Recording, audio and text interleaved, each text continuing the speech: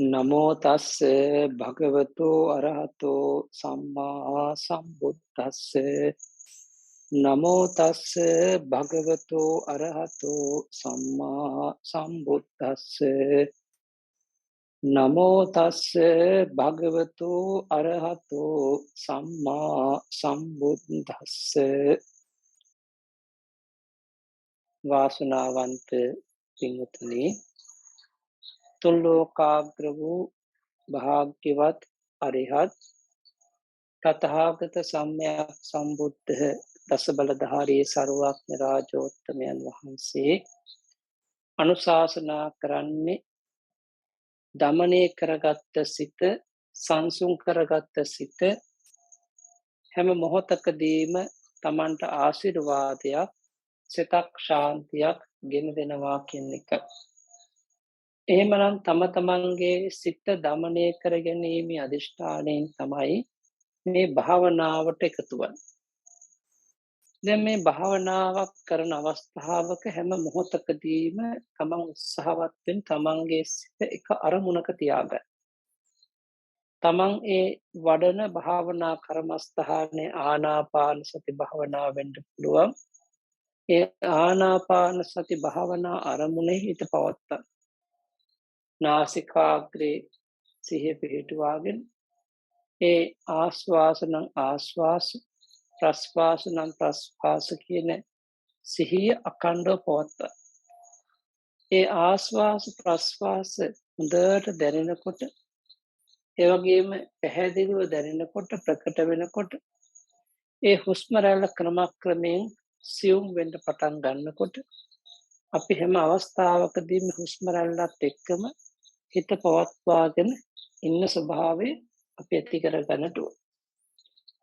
එහෙමනම් අපි හැම අවස්ථාවකදීම හැම මොහොතකදීම බුදුරජාණන් වහන්සේ පෙන්වා වදාරන ඒ නාසිකාග්‍රෙහි සිහිය පිහිටුවා ගනිමින් හිත සංසුන් කර ගනිමින් හිත තැම්පත් කර ගනිමින් අපට පුළුවන්කම ලැබෙනවා නම් විනාඩි 5ක් 10ක් 15ක් 20ක් පැය භාගයක් හරි හිත ප්‍රගුණ කරගන්න හිත පවත්වා ගන්න ඒ තමයි අපි කල යුතු වන්නේ. ඒක නිසා විශේෂයෙන්ම මතක තියාගත යුතුයි මේ භාවනා කමඨහනකට හිත යොමු කරද්දී වෙනත් අරමුණු කරා හිත දුවනවා නම් අපට පුළුවන් විනාඩි කිහිපයක් බුදු ගුණ මානසිකාරයක හරි මෛත්‍රී මානසිකාරයක හරි අසුබ මානසිකාරයක හරි මරණානුස්සති මානසිකාරයක හරි හිත යොදවලා එතනින් යම්තා දුරකට හිතේ යම් දමනයක් සංසිඳීමක් සංවරකමක් ඇති කරගෙන තමන්ට පුළුවන්කම ලැබෙන්නට ඕනේ ඒ තමන් ප්‍රගුණ කරගෙන මූල කර්මස්ථානයේ ආනාපාන සති භාවනාව නම් ඒ කමඨහනට හිත යොමු කරලා හිත තැම්පත් කරගන්න.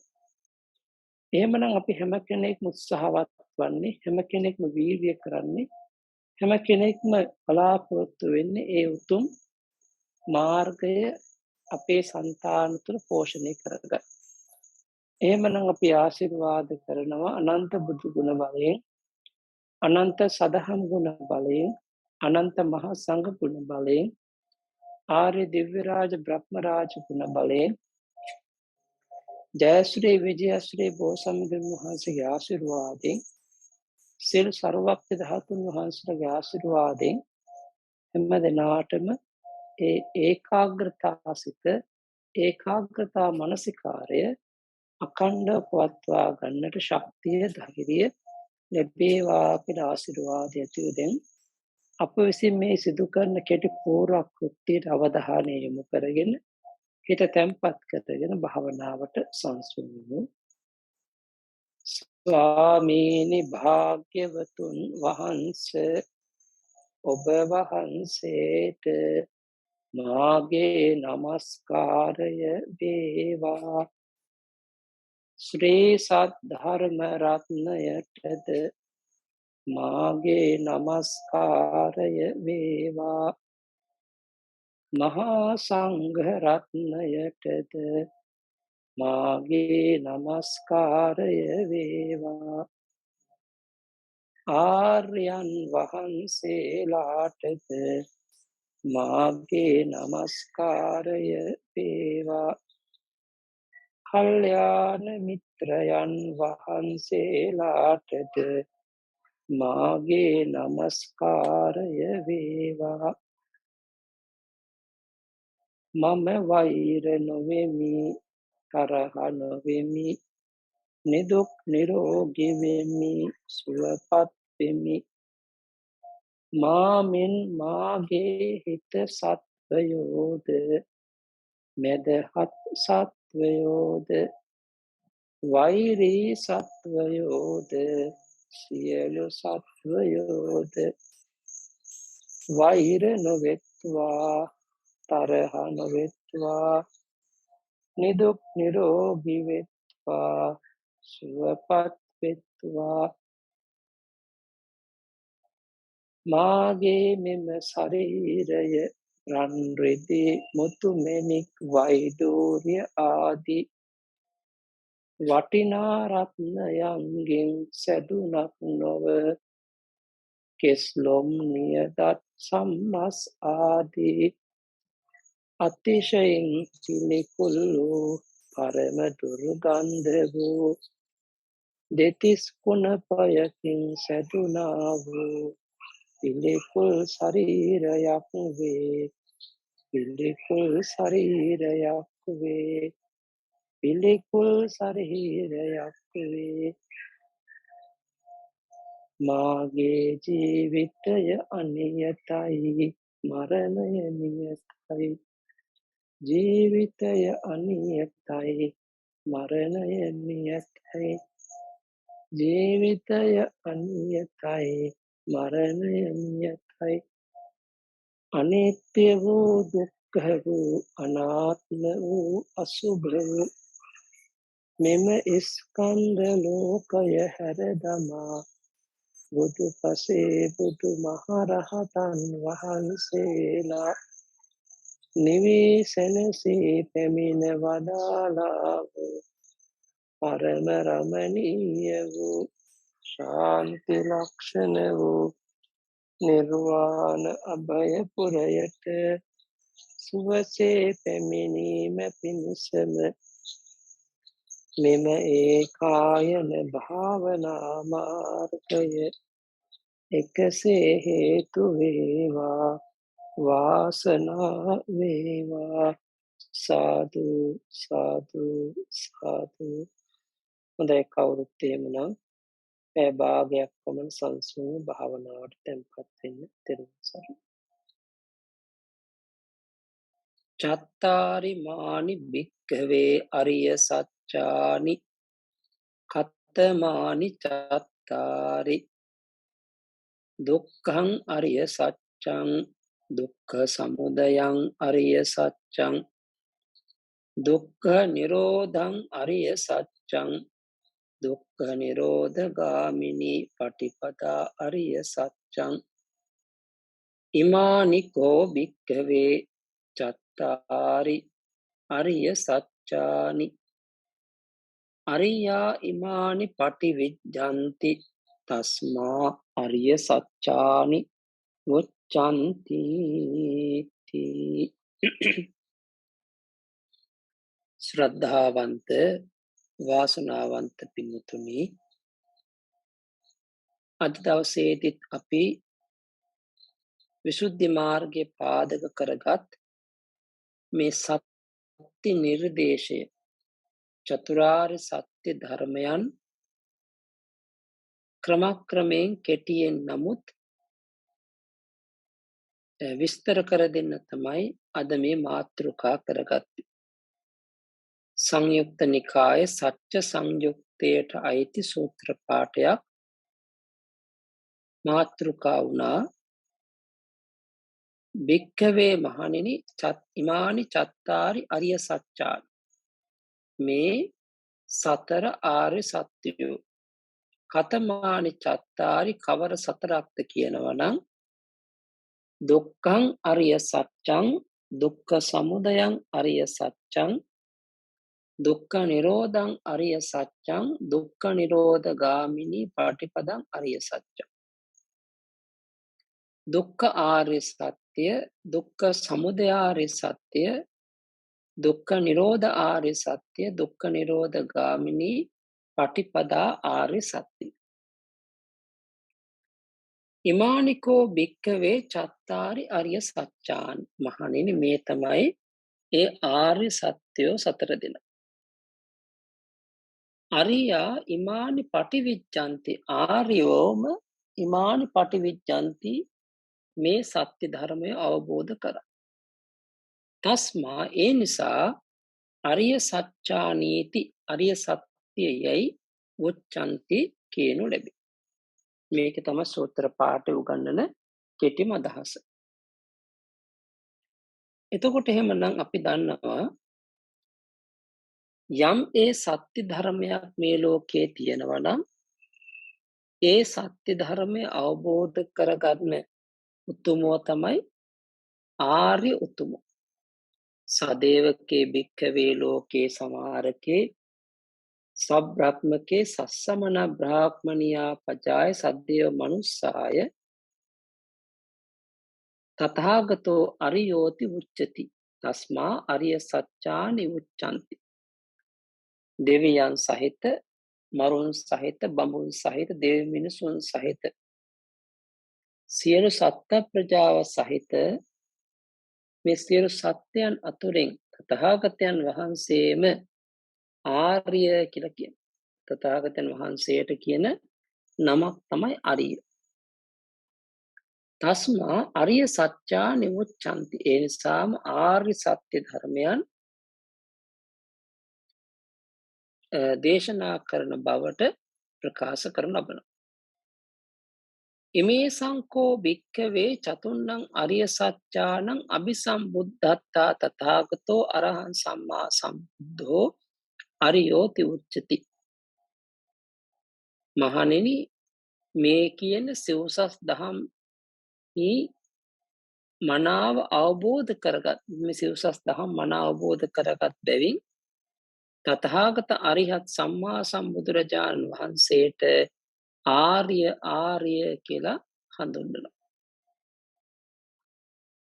එහෙමනම් මතක තියාගත යුතුයි පළමුවෙන්ම මේ සිව්සස් දහම අවබෝධ කරගත්ත උතුමන් වහන්සේ තමයි සර්වඥ සම්මා සම්බුදුරජාණන් වහන්සේ.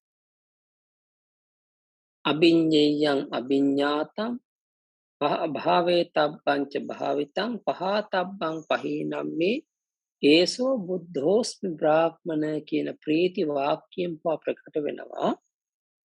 විශේෂ නුවණින් දැනගත යුතු සත්‍ය ධර්මයක් විශිෂ්ට ඥාණයෙන්ම අවබෝධ කරගත්ත නිසා සම්මා සම්බුද්ධ. පිරිසිඳ අවබෝධ කළ යුතු දුක්ඛ සත්‍ය පිරිසිඳ අවබෝධ කරගත්ත නිසා සම්මා සම්බුද්ධ. ප්‍රහාණය කළ යුතු සමුදය සත්‍ය ප්‍රහාණය කොට වදාළ නිසා සම්මා සම්බුද්ධ. සාක්ෂාත් කළ යුතු නිරෝධ සත්‍ය සාක්ෂාත් කරගත්ත නිසා සම්මා සම්බුද්ධ. භාවනා වශයෙන් ප්‍රගුණ කළ යුතු මාර්ග සත්‍ය භාවනා වශයෙන් ප්‍රගුණ කළ නිසා සම්මා සම්බුද්ධ. ඔය විදිහට ගත්තහම මේ සිව්සස් දහම් පළමුවෙන් විශිෂ්ට ඥාණයෙන් අවබෝධ කරගත්ත නිසා තමයි අපි කියන්නේ ආර්ය. ඒ වගේම ඒ අවබෝධ කරගත්ත සත්‍ය ධර්මය ආර්ය සත්‍ය. මේ ආර්ය සත්‍ය ගත්තහම තත අවිතත අනඤ්‍යත කියලා විශේෂ අර්ථ තුනක් තිබෙනවා. තත කියලා කියන්නේ සත්‍ය ඌම බැවින් තතයි. අවිතත බොරු නොවන බැවින් අවිතතයි. අනඤ්‍යත වෙනත් ආකාරයකට පරිවර්තන නොවන බැවින් අනඤ්‍යතයි. ඒ කියන්නේ මේ විශේෂයෙන්ම සිව්සස් දහම්හි තිබෙන ප්‍රධාන ලක්ෂණ තුනක් තත ලක්ෂණය, අවිතත ලක්ෂණය, අනඤ්‍යත ලක්ෂණ. එතකොට මේ ලෝකේ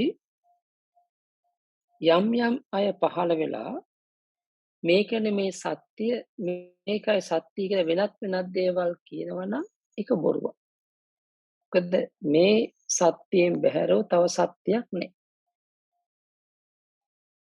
ඒක තමයි අපි කියන්නේ ඒ තත ලක්ෂණ, අවිතත ලක්ෂණ, අනඤ්‍යත ලක්ෂණ කියලා.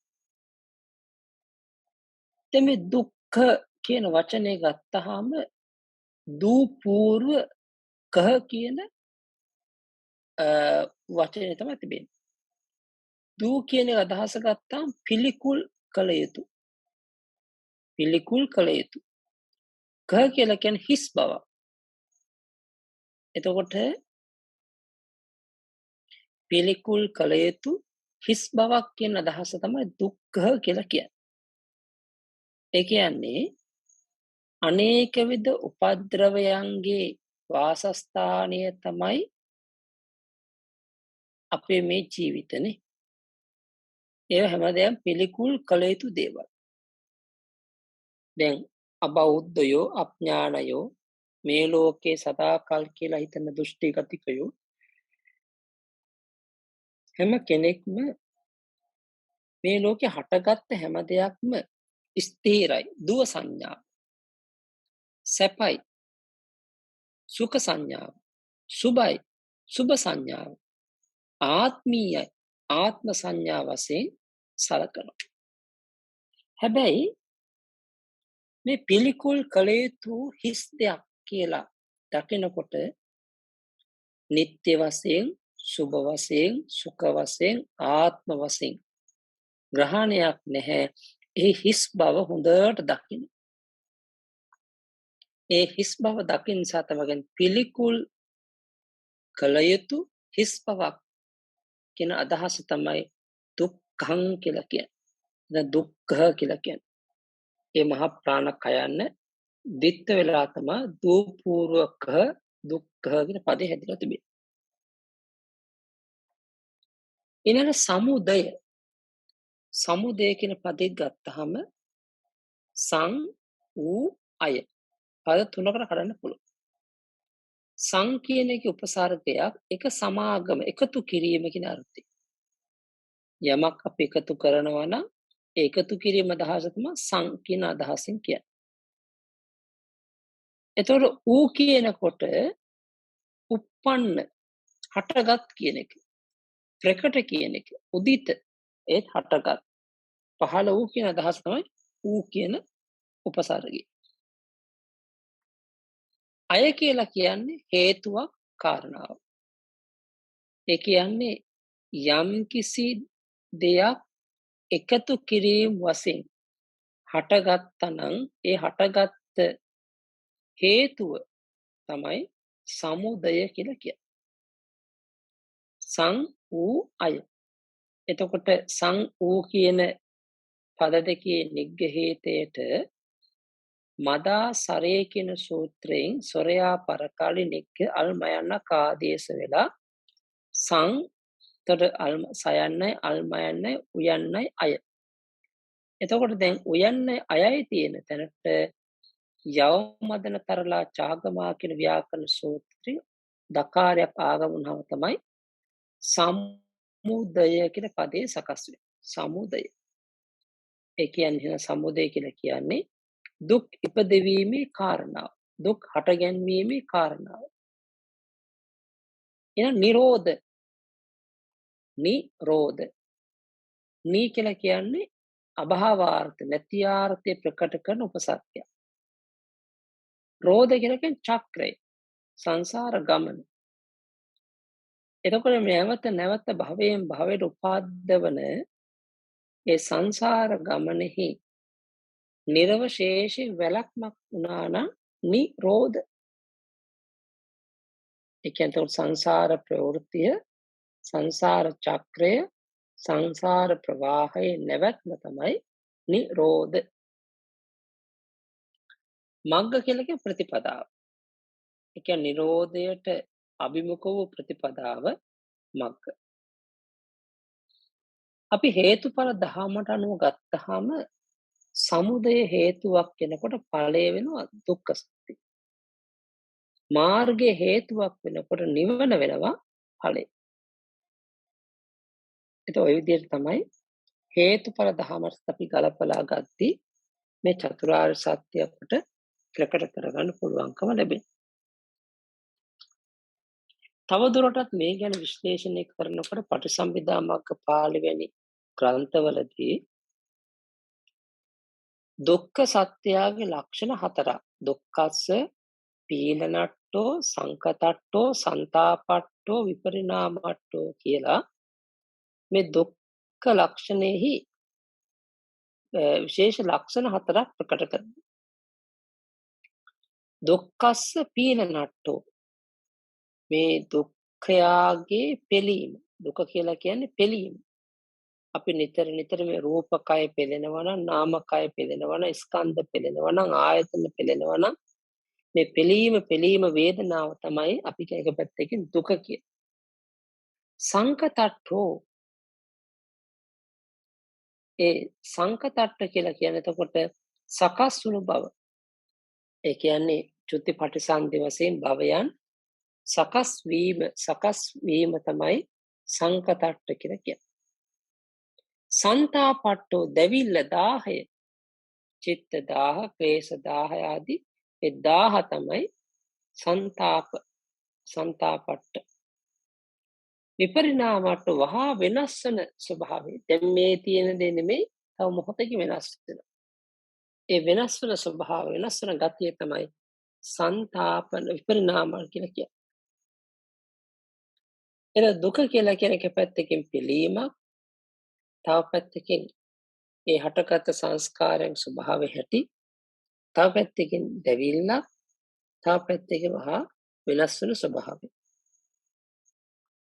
එතකොට යම්කිසි කෙනෙක් මේ විදිහට දුක්ඛයාගේ ස්වභාවය දුක් ඇති බව හොඳින් දකිනවා නම් එතනම තත ලක්ෂණය, අවිතත ලක්ෂණය, අනඤ්‍යත ලක්ෂණය ප්‍රකට වෙනවා. තත, අවිතත, අනඤ්‍යත මනාව ප්‍රකට වෙනවා. අන්න ඒකයි ප්‍රදගත් වෙන්නේ අපි ඉස්සර වෙලා ඒ දුක කියන එක වටහා ගත්තා. ඒ දුක කියන අවබෝධ කරගත්තා. අන්න ඒක තමයි අපි හැමදෙනාටම නිවනට මඟක් වෙන්නේ. ඊළඟට බලන්න සමුදය කියනකොට සමුදයස්ස ආයෝහනට්ටෝ නිදානට්ටෝ සංයෝගට්ටෝ පලිබෝධට්ටෝ. මේ සමුදය කියද්දි සමුදයාගේ ආයෝහනට්ටෝ ආයෝහන කියන්නේ රැස් කිරීම. නිදානට්ටෝ යම් කිසි දෙයක් අපි ප්‍රකට කරා නම් ඒකේ හේතුව කාරණාව. සංයෝගට්ටෝ බැඳෙන බව. පලිබෝධට්ටෝ පලිබෝධ ඇති බව. එතකොට මේ සමුදය කියලා කියන්නේ එක පැත්තකින් නැවත නැවත දුක් එකතු කරන්න උපකාර කරන ආයුෂවන ලක්ෂණ තියෙනවා. ඒ අවස්ථාවල පහළ වන දෙයට නිදානාර්ථ වෙනවා. සංයෝගාර්ථ වෙනවා. පලිබෝධාර්ථ වෙනවා. මේ විදිහට සමුදය සත්‍යයගේ තියෙන සමුදය බව දුකක් හටගන්න හේතු කරන බව හොඳට මතක තියාගන්න ඕනේ. නිරෝධස්ස නිස්සරණට්ටෝ විවේකට්ටෝ අසංකතට්ටෝ අමතට්ටෝ. මේ නිරෝධ සත්‍යයගේ කියලා කියන්නේ නිවන ලැබෙනකොට සියල්ල අත්තර නිස්සරණාර්ථ. ඊළඟට තව දෙයක් තියෙන්නේ විවේකට්ටෝ.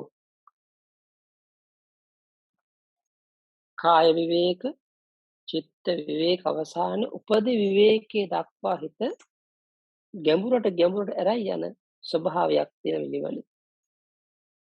අසංකතට්ටෝ නැවත ආය සකස් වීමක් නැහැ. ඊළඟට තමයි අමතට්ටෝ නැවත අපි ඉපදීමක් නැහැ.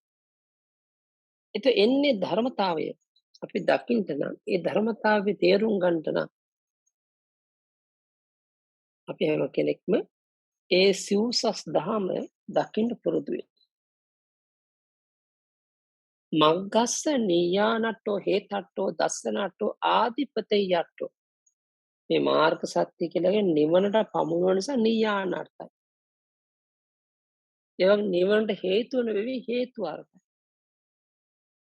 ඒ වගේ සෝවාන් මාර්ගඥාන දර්ශනයෙන් දකින්න ඕන නිසා දස්සනට්ටයි. ඒක ආධිපතෙය්‍යට්ටෝ කියලා කියන්නේ එතකොට අධිපති බව, අයිති බව.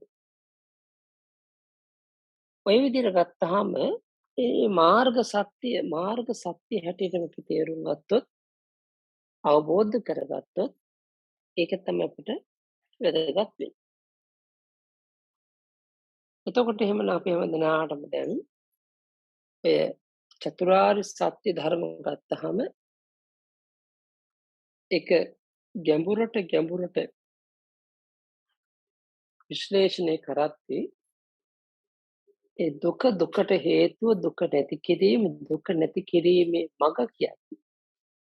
ඒ දුකට හේතුව පුරිම කම්ම භවස්මින් මෝහෝ අවිජ්ජා ආයෝහනා සංඛාරා නිකාන්ති තණ්හා උපගමන උපාදාන චේතනා භවෝ කියලා පටිසම්භිදා මග්ගපාළිය උගන්වනවා.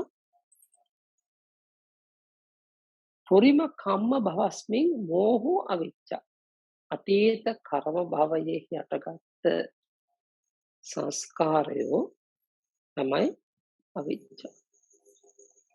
මුලාවනේ අවිජ්ජා. රැස් කිරීම සංඛාර. ඒ මුලාවත් එක්ක ඇති කරගන්න ඇල්ම නිකාන්තිය තණ්හාව හිතෙන් අල්ල ගැනීම උපාදාන. ඔය විදිහට අපි ගත්තාම හැම අවස්ථාවක්ම වටහා ගත්තොත් මේ දුකට හේතුව పూర్ව භව තෘෂ්ණාවට කතා කරද්දී තණ්හාව පෙරටු කරගෙන ඒ හේතු පහක් නිසා තමයි හටගන්නේ. ඒක නිසා අපි හැම කෙනෙක්ම හොඳට හිතට අරගෙන තේරුම් ගත්තොත් මේ චතුරාර්ය සත්‍ය ධර්මයන් අපි දකින්ට අපි අවබෝධ කරගන්න තමයි මේ පියවර තබන්නේ. දැන් තමන් පළමුව තමන්ගේ సంతාන තුළ ඒ ඇතිවන දුක මෙනෙහි කරන්න. දුක දිහා බලන්න. ඒ දුක දිහා බලන්න මේකේ කය ආදීන ප්‍රකට වෙන්න සම්පූර්ණයෙන්ම අපේ හිත නිදහස් වෙනවා. ඒක නිසා අපි හැම කෙනෙක්ම හැම මොහොතකදීම ඒ හිස මුදුනේ ඒ ධර්මයේ පිළිගන්න ධර්මයේ අනුගමනය කරන්න උත්සාහවත් වෙන්න ඕනේ. ඒක පැත්තකින් ඔය තෘෂ්ණාව තමයි ලෝභය කියන්නේ කියලා කිව්වත් ඒ ලෝභයට අමතර තදේ කට්ටා චිකිලේස ඒහා බැඳිච්ච සියලුම කෙලෙස්. එතකොට පැහැදිලි ඒ සියලුම කෙලෙස්. එතකොට ඒ සියල්ලක් දිහා බලද්දී ඒ තෘෂ්ණාව විතරක් නෙමෙයි දුක උපදවන තෘෂ්ණාව හා සැපේ සියලුම ඒ ලෝභ ද්වේෂ මෝහ අකුසල නිස්ෘත සියලුම ඒ කියන්නේ අපි හැම කෙනෙක්ම ඒ සිව්සස් දහම් අවබෝධයට යනකොට තෘෂ්ණාව විතරක් නෙමෙයි තෘෂ්ණාව හා බැඳිච්ච සියලු කෙලෙසුත් දුක උපදවන දේවල්ක දකින්න ඕනේ. ලෞකික කුසල් ඒ වගේ තමයි. අකුසල විතරක් නෙමෙයි දුක උපදවන්නේ ලෞකික කුසලයට අපර දුක උපදවනවා. ඒක හොඳ අවබෝධයක් අපි ඉදිරියේදී ලබා ගන්නෙමු. එහෙමනම් අපි මේ අඳුර නැසලා ප්‍රඥා ලෝකේ ලබන්න. ඒ වගේම අවිද්‍යාව අන්ධකාරයේ විදමනය කරලා ප්‍රඥා ආලෝකේ ප්‍රඥා පහන් දැල්ල දල්වන්ට තමයි මේ හැම උත්සාහයක්ම හැම වීර්යයක්ම හැම කැපවීමක්ම. ඒක නිසා මේ ලෝකේ යම් තාක් ආර්යයන් වහන්සේලා පහළ වෙනවද, ඒ උතුමෝ ඒ ආර්ය භූමියටපත් වුණෙත් මේ සිව්සස් දහම අවබෝධ කරගෙනයි. ඒ සිව්සස් දහම අවබෝධ කරගන්න බැරි වුණත් ඒවා එකින් එකට කරුණු කාරණා වටහාගෙන කරුණු කාරණා තේරුම් අරගෙන ඒවා අපි ඒ වෙනුවෙන් උත්සාහවත් වෙනවා නම් ඵලය නසන්න අපට බෑ. හැබැයි ඵලය ඇති කරන හේතුව නසන්න පුළුවන්. එහෙමනම් මේ තෘෂ්ණාව නිශ්චිත කෙලෙස් නිසා තව බොහෝ දුක් විඳින්න සිද්ධ වෙයි. බොහෝ අපහසුතා ඇති වෙයි. ඒ හැම දෙයක් ගැනම හිත අපි ඉතාමත්ම හොඳින් ඉතාමත්ම ගැඹුරින් මේ විශ්ලේෂණය කළ යුතු ධර්මය. බුදුරජාණන් වහන්සේගේ තිබෙන සාමුක්ඛංශික දේශනා ඉතාමත් කෙටියෙන් උගන්වන සිව්සස් දහම් දේශනා. විස්තර දේශනා විස්තර සහිතව උගන්වන සිව්සස් දහම් දේශනා. ඒක නිසා අපිට භාග්‍යවතුන් වහන්සේගේ ධර්මය තවම සොයමින් ගවේෂණය කරමින් යන පිරිසක් හැටියට මේ අවබෝධ කරගන්න, ශ්‍රවණය කරගන්න, දරාගන්න ධර්ම ඒකාන්තයෙන් ඔබ අප සෑම දිනාට ඉක්මන් භවයකදී ඒ සිව්සස් දහම් වහා අවබෝධ කරගන්නට ඒකාන්ත ශක්තිය ධෛර්යයක් වේවා හැම දිනාටම. සිතූ පැතූ ආකාරයට ජීවිතේ ජය ගන්න, ජීවිත ආලෝකමත් කරගන්න, ධර්මයෙන් රැකවල් දාගන්න, සුඛාපටිපදා කිප්පා පිඤ්ඤාති ප්‍රතිපදාවට අනුකූලව ඒ උතුම් නිවනින් සැනසෙන්නට මේ පුණ්‍යලාභේ කාන්තෙන් ආශිර්වාද වේවා කියලා අපි ආශිර්වාද කරමින් පුණ්‍ය ආනුමෝදනා කරනවා. ආකාශට්ටහා ච බුම්මට්ටහා දේවා නාග මහිත්‍තිකා පුඤ්ඤන්තං අනුමෝදිත्वा චිරන් රක්ඛන්තු සම්බුද්ධ ශාසනං. ආකාශට්ටහා ච බුම්මට්ටහා දේවා නාග මහිත්‍තිකා පුඤ්ඤන්තං අනුමෝදිත्वा චිරන් රක්ඛන්තු මං පරන්ති. ධර්ම ශ්‍රවණාන සංස්කාරයෙන් සෑම දිනකට ලෝකේ ලෝතුරා සුව සැලසේවා.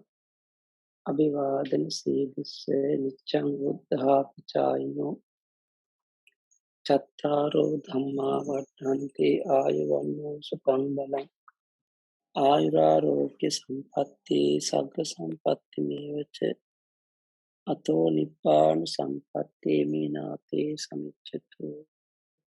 සුපත් වේවා දීර්ඝාෂ වේවා සනසී